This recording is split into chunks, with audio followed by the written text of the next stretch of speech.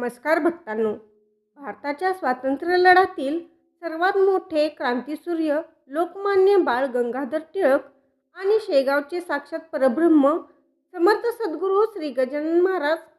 विचार करा, जेव्हा भारतावर इंग्रजांची जुलमी सत्ता होती, जेव्हा इंग्रज गुप्तहेर लोकमान्य टिळकांच्या प्रत्येक हालचालीवर आणि पावलावर करडी नजर ठेवून होते, तेव्हा शेगावच्या या अवधूत संताने लोकमान्य टिळकांना एक असा गुप्त संदेश पाठवला होता, ज्याने संपूर्ण इंग्रज सरकारची झोप उडाली होती. पण काय होता तो रहस्यमय गुप्त संदेश? माऊलींनी लोकमान्य टिळकांना प्रसादाच्या रूपात नक्की काय पाठवले होते आणि त्या प्रसादाचा, त्या संदेशाचा लोकमान्य टिळकांच्या आयुष्याशी आणि भारताच्या भवितव्याशी काय गूढ संबंध होता?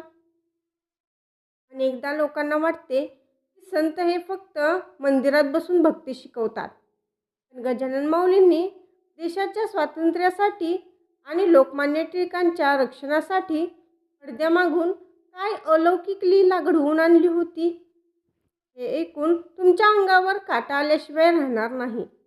जर तुम्हाला गजानन महाराजांच्या या अज्ञात, अद्वितीय आणि राष्ट्रभक्तीने ओथांबलेल्या आध्यात्मिक रहस्याबद्दल सविस्तर जाणून घ्यायचे असेल तर आजचा हा व्हिडिओ अगदी शेवटपर्यंत नक्की पहा. आजचा हा इतिहास आणि माऊलींचे हे कार्य तुमच्या डोळ्यातून आनंदाश्रू आणि अभिमान एकाच वेळी आणल्याशिवाय राहणार नाही. भक्तांनो, शेगाव दरबार या आपल्या लाडक्या वाहिनीवर तुम्हा सर्व गजानन भक्तांचे मनपूर्वक स्वागत. ही गोष्ट आहे सन 1908च्या आसपासची. संपूर्ण देशात स्वातंत्र्याची मशाल पेटली होती. स्वराज्य हा माझा जन्मसिद्ध अधिकार आहे आणि तो मी मिळवणारच, असा सिंहगर्जना करणारे लोकमान्य बाळ गंगाधर टिळक संपूर्ण देशभरात इंग्रज सत्तेविरुद्ध लोकजागृती करत फिरत होते.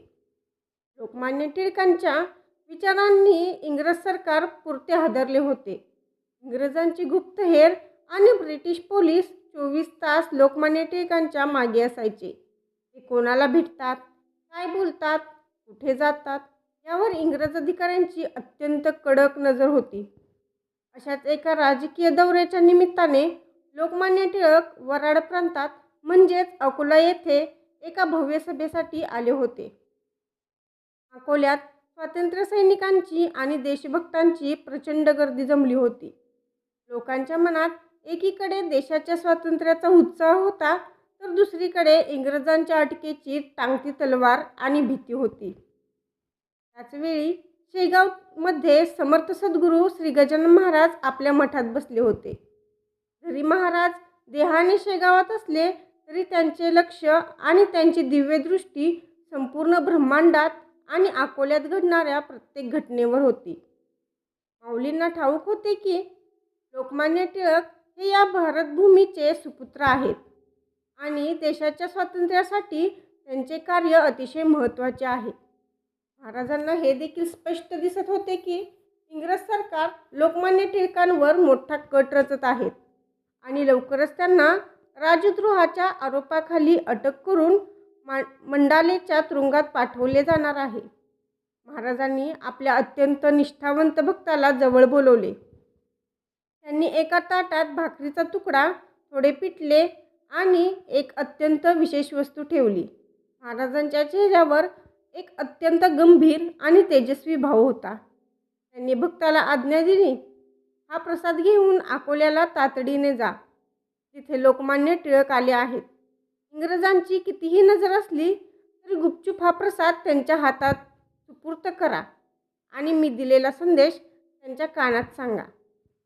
भक्त महाराजांचा प्रसाद घेऊन तातडीने अकोल्याच्या दिशेने निघाला. अकोल्यात इंग्रज पोलिसांची आणि CID गुप्तहेरांची इतकी प्रचंड नाकेबंदी होती की टिळकापर्यंत साधी चिठ्ठी पोहोचवणेही अशक्य होते. प्रत्येक माणसाची तपासणी केली जात होती. जेव्हा सद्गुरूंची आज्ञा असते तेव्हा जगातील कोणतीही ताकद ती रोखू शकत नाही. भक्ताने माऊलींचे ध्यान केले. गणगणगणात बोलते आणि आश्चर्य म्हणजे पोलिसांची नजर चुकून अत्यंत हुशारीने तो भक्त थेट लोकमान्य टिळकांच्या खोलीत पोहोचला. लोकमान्य टिळक अत्यंत अत्यंत विचारात बसलेले होते. देशकार्याची चिंता त्यांच्या चेहऱ्यावर स्पष्ट दिसत होती. त्या भक्ताने पुढे येऊन महाराजांचा प्रसाद टिळकांच्या हातात ठेवला. प्रसादाकडे पाहताच लोकमान्य टिळकांचे डोळे चमकले. त्यांनी लगेच विचारले, हा प्रसाद कोणाचा आहे? भक्ताने उत्तर दिले, शेगावचे समर्थ सद्गुरू श्री गजानन महाराजांचा. त्यानंतर भक्ताने महाराजांनी दिलेला गुप्त संदेश लोकमान्य टिळकांच्या कानात सांगितला. तो संदेश ऐकताच लोकमान्य टिळकांच्या चेहऱ्यावरील चिंता गायब झाली आणि त्यांच्या डोळ्यातून आनंदाश्रू वाहू लागले. भक्तांनो, महाराजांनी पाठवलेल्या त्या प्रसादात आणि त्या संदेशात काय दडले होते हे समजून घेणे प्रत्येक गजानन भक्तासाठी अत्यंत गरजेचे आहे. महाराजांनी साधी भाकरी आणि पिठले पाठवले होते.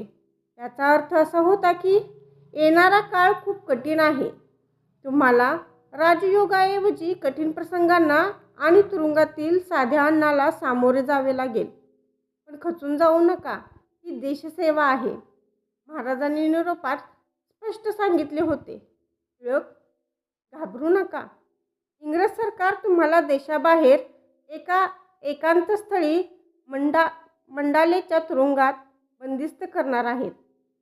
पण ती तुमच्यासाठी शिक्षा नसेल, तर ती ईश्वरी योजना असेल. तिथे तुम्हाला शांतता लाभेल. त्या शांततेत तुम्ही ग्रंथरचना करा, जी या जगाला आणि देशाला युगेनुगे मार्गदर्शन करेल. आम्ही तुमच्या सोबतच आहोत. लोकमान्य टिळकांनी महाराजांचा तो भाकरीचा प्रसाद अत्यंत श्रद्धेने आणि आदराने ग्रहण केला. त्यांना समजले की हे केवळ भाकरीचे तुकडे नाहीत, तर साक्षात गजानन माऊलींचे सुरक्षा कवच आहे. महाराजांचे भाकीत आणि संदेश तंतोतंत खरे ठरले. काही दिवसातच इंग्रज सरकारने लोकमान्य टिळकांवर राजद्रोहाचा खटला भरला आणि त्यांना 6 वर्षांची सक्त मजुरीची शिक्षा सुनावून म्यानमारमधील बर्मा मंडालेच्या तुरुंगात पाठवले. मंडालेचा तो तुरुंग अतिशय एकांत, थंड आणि कठीण होता. लोकमान्य टिळकांच्या मनात जराही भीती किंवा नैराश्य नव्हते, कारण त्यांच्या पाठीशी शेगावच्या माऊलींची आशीर्वाद आणि गुप्त संदेश होता. या कठीण तुरुंगवासात एकांतात बसून लोकमान्य टिळकांनी जगातील सर्वात महान ग्रंथापैकी एक असलेला श्रीमद भगवद्गीता रहस्य कर्मयोगशास्त्र हा अजरामर ग्रंथ लिहिला. जेव्हा टिळक 6 वर्षानंतर तुरुंगातून सुखरूप बाहेर आले, तेव्हा त्यांनी कबूल केले की जर मला शेगावच्या गजानन महाराजांचा गुप्त संदेश आणि प्रसाद मिळाला नसता, तर तुरुंगातील कठीण प्रसंगात मी खचून गेलो असतो. महाराजांच्या आशीर्वादानेच माझ्याकडून गीता रहस्य हा ग्रंथ लिहिला गेला.